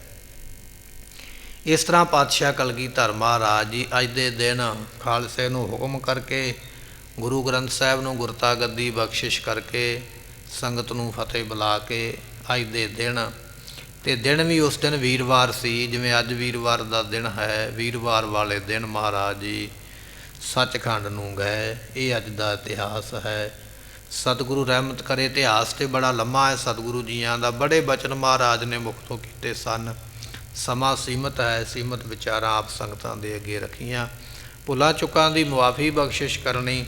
ਗੁਰੂ ਹਰਗੋਬਿੰਦ ਪਾਤਸ਼ਾਹ ਹੋਰ ਕਿਹੜੇ ਕਿਹੜੇ ਬਚਨ ਕਰ ਰਹੇ ਨੇ ਆਉਣ ਵਾਲੇ ਸਮੇਂ ਦੇ ਮਾਤਾ ਨਾਨਕੀ ਦੇ ਨਾਲ, ਉਹ ਆਪਾਂ ਕੱਲ੍ਹ ਦੇ ਦੀਵਾਨ ਵਿੱਚ ਸਰਵਣ ਕਰਾਂਗੇ। ਲੇਖਾ ਕਤਹਿ ਨ ਛੁਟੀਐ ਬਖਸ਼ਨਹਾਰ ਬਖਸ਼ ਲੈ। ਵਾਹਿਗੁਰੂ ਜੀ ਕਾ ਖਾਲਸਾ